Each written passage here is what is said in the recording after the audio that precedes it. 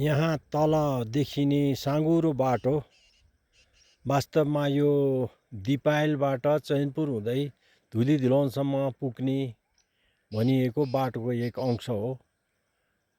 र यो बाटो सुरु भएको लगभग अब 30 वर्षभन्दा बढी हुन थाल्यो। तर पनि यहाँ अहिलेसम्म साँघुरो बाटो छ।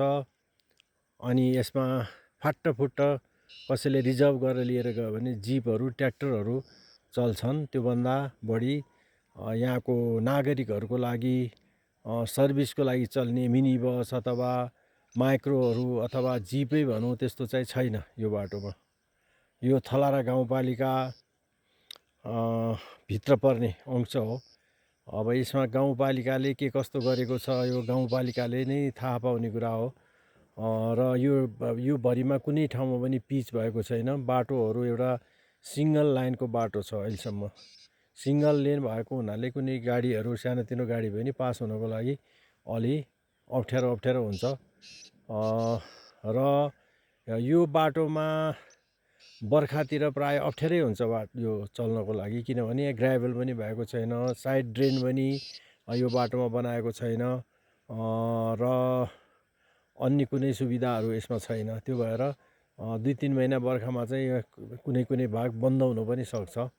गए पनि अलि गाह्रै गरेर गाडीहरू जाने देखिन्छ। यहाँ यो भाग तल बिचमा देखिने थलारा गाउँपालिकाको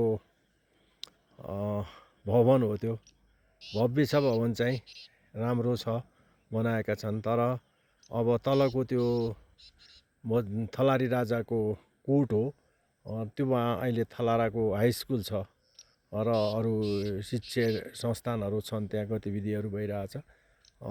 तर त्यो ठाउँमा पनि रोडको एक्सेस चाहिँ छैन। त्यहाँ संरचनाहरू बनाउनु पर्यो भने अहिले पनि बोकेर लैजानुपर्छ। र अर्को कुरा, विद्यालय बनाउँदा पनि पुरानो जुन थलारी राजाको ऐतिहासिक भवनका जुन ढुङ्गाहरू हुन् अथवा त्यहाँबाट गुफा थियो, त्यो गुफा तल गएर रानीले तल खोलामा गएर मुख धुने गर्थिन् भन्ने किम्वदन्ती छ। त्यो पनि लगभग बन्द गरेको अवस्थामा छ भनेपछि इतिहास पनि मेटाइएको छ। यसरी इतिहास मेटाउनु राम्रो कुरा होइन कुनै पनि देशको लागि, किनभने इतिहास नभएको देश कस्तो होला। हाम्रो देशको त यति पुरानो, संसारकै पुराना देशहरूमा पर्ने यो ठाउँको इतिहास राख्नुपर्ने। तर त्यो कुरा गर्दाखेरि अहिले पनि सायद कसैले सुन्नुहुन्छ र पालिकाले पनि त्यसमा कुनै वास्ता गरे जस्तो देखिँदैन। त्यो भएर यो क्षेत्रको इतिहास नमेटाइयोस् भन्ने हामी माग गर्न चाहन्छौँ।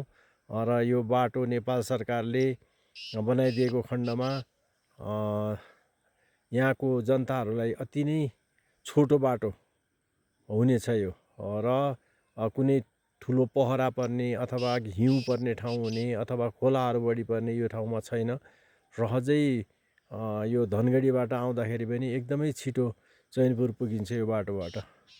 तर पनि यो बाटोमा धेरै ठुलो पोलिटिक्स भएको सुनिएको छ। जे भए पनि यो बाटो बन्न सकेको छैन। यो बाटो छिटो बनोस् भन्ने हाम्रो पनि शुभकामना छ।